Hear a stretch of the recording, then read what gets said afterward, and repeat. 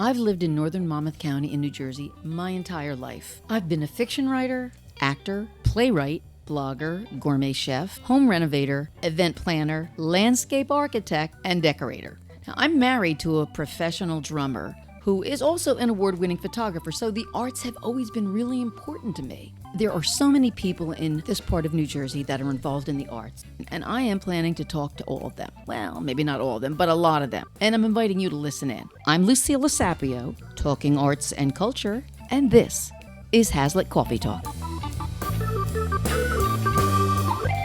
Today I'm talking with Rob Mandelberg, who you might call a jack of all talents, because I've lost track of exactly how many talents he does have. He's not your typical writer, although he is a writer with a focus on comedy. He's written several books, most of them focus on the middle school market. He's written plays. He produced a comedy troupe called Schizo for many years. He's a performer, a producer, an actor, and a magician. You name it, Rob has probably done it and done it really well.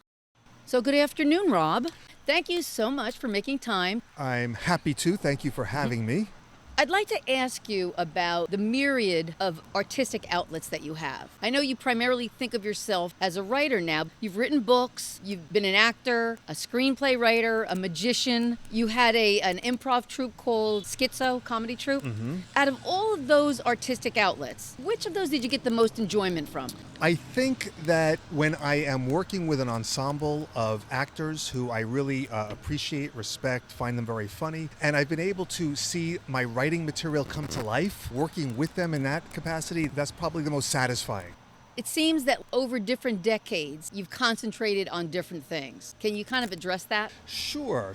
In my 20s, I was focused pretty much exclusively on comedy, on building my comedy troupe, performing. One of the things that I never liked doing, which is probably a discussion for another day, is the mixing of the artistic and the commercial aspects of entertainment. I mean, I've had managers along the way, but really, you're the one who's in charge of what I always call selling tickets. Sometimes it's booking a venue, sometimes it's getting a publisher. You have to bring it to life. You can write something, but in order to actually see it come to life, you need to have that production. So the 20s I was spent on doing that, heavily involved in all of the aspects. Comedy troupe, we would perform at, let's say, colleges and maybe some nightclubs. Then moving into my 30s, I did a lot of the interactive theater, Kathy Reed Productions, Murder on Cue, writing and performing in a lot of those, and I don't know, hundreds of performances, and still doing the comedy troupe. As I got a little bit older, into my 40s, I guess I was doing more book writing. I was writing books on magic, on mini mysteries, mostly for middle school audiences. Now that I'm in my 50s, I find I've been a little bit lagging in the creative aspect. I'm focused mostly on writing. Making money?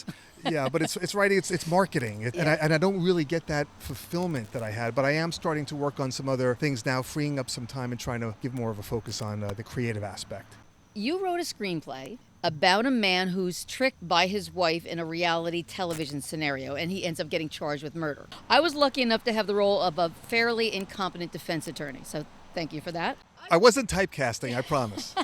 Now, I believe that this short movie won at least one award. Is that correct? It did. It won an audience award in the Long Island Big Fish Film Festival, which was very exciting. What was even more exciting was having all the people who I've been working with and doing shows with and doing comedy with transition into making a film. Kathy Reed was the producer. Randy Wright was the director of photography. You, John, Jimmy, Nika. I mean, we had so many people who we go way back with, and now we get to make a movie. And it was so exciting working with the filming, with the editing, the whole production. Really, it was an extraordinary experience. You have the plan that you're laying out. You have your shooting script. You know what the plan is supposed to be. You realize how that's supposed to come out. You do the camera angles the best you can. You do the editing the best you can. And some parts you're very proud of and some parts you're not. What I'm extraordinarily proud of with that movie, which, by the way, it was done on a budget of about $2,000, plus another $2,000 for marketing. We had really nothing to go on. That's right. I never got paid for that. It's probably in the mail now. Probably in the mail now.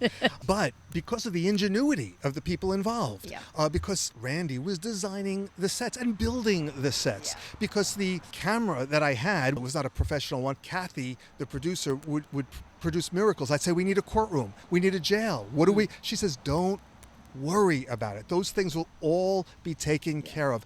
and she arranged it all. She got everything together. But then at the very end, the footage is what it is. The editing is what it is. You wish that you had another day of shooting to fill in some of those shots. But I'm very proud of what we had accomplished. I think it's a lot of fun. But yes, I recognize it's a low-budget presentation.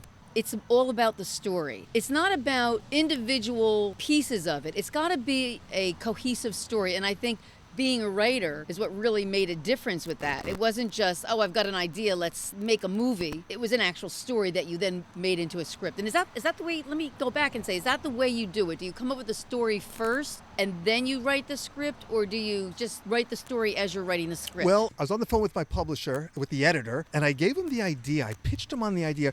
It wasn't supposed to be a screenplay at the time, but when I got off the phone with him, I said, you know what? That would be an absolutely awesome script. And I started writing the script. I had a script coach that I worked with. Then I said, let's put this into a script. I was actually going to shoot it in one weekend, but then Kathy said, let me see that script. She looked at it. She says, hold on, let me do my thing to it. And she did it, and it was just brilliant to watch her work. I did recently interview Kathy Reed, and of course, as we've talked about, you've worked with her for many years in her murder mystery company. In fact, I think I worked at least in one play that you wrote the script for. And I want you to know, Kathy had some extremely complimentary things to say about the shows that you've written. She said that they were some of the best scripts that she had to work with. Very, very sweet of her. What do you think makes a murder mystery script effective? It is a murder mystery. It's interactive. And while all the scripts do have a comedy angle to them, there's other components. There's character development. There's the mystery itself. There's the interactive part. I focused on the comedy, and I tried to use the interactive format to try to bring about as much humor as possible within that context. Did the solution always make complete sense? Probably not. I don't think people cared. It was not a Sherlock Holmes type of a mystery. And for those people that haven't actually been to a murder mystery, these are murder mystery dinners that, generally speaking, there are about 3 or 4 scripted acts, and in between there's improv. You have to be able to play off of the other actors because they're going to improvise. They're going to throw things at you that you have to react to. Well, yes, absolutely. And not only are you playing off the other actors, you're playing off the audience members. You're actually sitting, you're eating dinner with them, and you have to stay within character. And of course, they'll say to you, what do you actually do? You might do the same show 100, 200 times. The execution of it's always different because you have different audience members. Probably the most fun murder mystery that I wrote, it was a criminal convention, and I added another element to it. Everybody was given fake money where they had goals to try to earn clues. And the actors can have them do certain acts to earn this fake money, which could then help them to buy clues. Everybody is so fully engaged. They're really trying to earn this money so they could buy more clues, and it just got completely out of hand, and it was the most incredible experience. We're talking about improvisation, and people don't realize it isn't just a free-for-all. There are rules that you work by. One of the things, for example, you're not looking to negate anything. When someone takes something into a particular direction, you can't stop and try to bring it back to where you wanted it to go, but really you're playing off the other person. So that's the main thing. The comedy troupe I had was mostly scripted. We did have some improvisation. It wasn't a true improv group because a lot of it was set characters and set scripts. So tell me a little bit about this comedy troupe that you had. It was called Schizo, S-K-I-T-S-O. S-K-I-T-S-O. We did skits. Started off when I was in college at Stockton. We had a troupe there for, I guess it was for a couple of years. Afterwards, I built another troupe, and we did some performing in colleges, some high schools, and we really did such a wide variety of things, like a local cable show, some clubs. We actually also were hired by individuals to come in and do personal performances at parties and things like that. And we did a lot of roasts. And then I went on a tear where I was practically doing a roast a weekend. People would hire me to learn information about their husband, about their wife. I still do those roasts for family members. There's really probably nothing more impactful than being able to gently make fun of somebody in front of all their friends and family. Now that brings me to the question, or to the subject, that you are not the only creative one in your family. Your daughter is a very talented actor.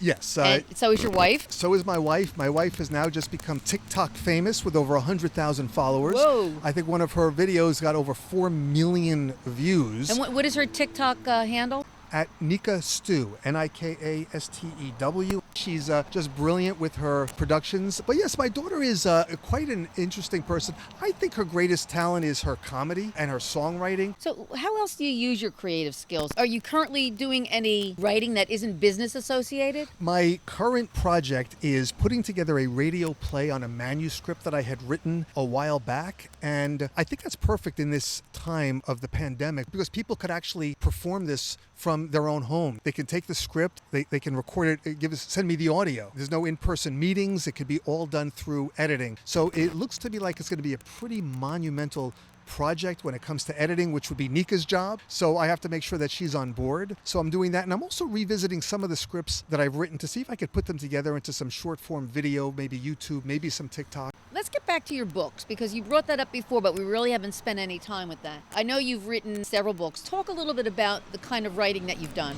One of the things I've always done, one of the fun things I've always done is mind reading, where it actually looks like I'm reading minds, but these are tricks, and I've been doing them all my life. And then I decided to put them into a series of books, which did get published. And what are they called? Mystifying Mind Reading Tricks. Another one is Easy Mind Reading Tricks. Another one is Mind Reading Card Tricks. And then I put together a series of mysteries, A Case of the Curious Campaign, and it's funny, I can't even think of that last one. But in any case, I infuse comedy within the format, and I do love when I get feedback from people who have bought the books, and they'll bring out some of the things that I spent so many hours working on that I see that they appreciated. It's so different from performing in front of an audience because you don't get that feedback. And the only feedback you get is maybe months or years later. My friend has a nephew who was spending time at his apartment. His nephew had read through a bunch of his books on his bookshelf, and the nephew said, "I now have a favorite author. His name is Robert Mandelberg."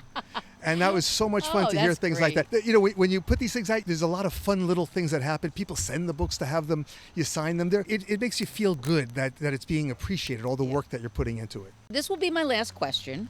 And it's really something that I ask everyone that I'm talking to on this podcast. What kind of advice would you give someone who's looking to actually have a career in the arts? To get the job in the arts that is so extremely competitive and you need so much more than just simple talent to make it work, I guess I could give the story about Burn Your Boats. It was Cortez who was invading Central America from Spain, and he brought over a small army, and they had to face a much, much bigger army, and Cortez did not want to retreat. So what does he do? He instructs his army to burn their boats. Why? Because there's only one possible solution now. There's no retreat. If you want to get a job in the arts, you can't have a plan B, and you have to go at it as full force as you possibly can. I'm going to catch myself in a lie here because I said that was the last question, but I just thought of another one I'd like to ask you. Does it have to do with Cortez? Because No. I know everything there is to know about Cortez. No. You have obviously had a publisher or have a publisher, and I'd be curious to know, how do you go about getting someone to publish your work? And second half of that question, what do you think about self-publishing? Self-publishing is great. It gives you an avenue to express yourself, to have an audience. A lot of the stuff that I've written, I had a friend of mine in college. He's actually my roommate. He spent 2 years working on a screenplay, which basically stayed in his drawer for then the rest of his life. The amount of creativity, the amount of things he put into it, and he never got to see it manifest. He never got to see it produced. I've always shot smaller, and I've always been able to get things produced, published, because I do it on a more limited basis. For the comedy troupe, I wrote my own scripts. For the movie, we produced it ourselves. So self-publishing, I think, is an absolutely fantastic thing to do, but you need to be able to market it. Used to be considered, I guess you're not good enough to be published, but now... Well, who cares what they think? I mean, you get a book, you can market it, and with social media, you can get it into the right audience. How do you get a book published traditionally? The most important advice I could give is look at what you're writing and look who wants it. I hear from a lot of authors that they get rejected, and I find out that they're sending their manuscripts into places that would never publish what they're doing. They're sending their fiction into nonfiction publishers. You look at what their niche is, and you look at what you're writing, and then you try to find the appropriate agent or the appropriate publisher. You use networking, use some people. I had some contacts. You get introduced to people, and then finally, if you're doing it the right way, you do end up getting some things published. Most of the things that I've submitted did not get published, but I do have 6 books published out there. They're out of print now. So we can't go on Amazon and buy them? Yeah, you could probably buy them now somewhere on Amazon. Well, Rob, I really want to thank you for coming and speaking. I know we've known each other for a long time, but I learned some new things about you. Thank you so much for having me on, and I will see you soon. I love the arts and I love to talk, and that's why I'm talking to local artists. And if you like listening, then subscribe to my podcast. You can do it on this page, on iTunes, or anywhere you get podcasts. I'm Lucilla Sapio, and this is Hazlitt Coffee Talk.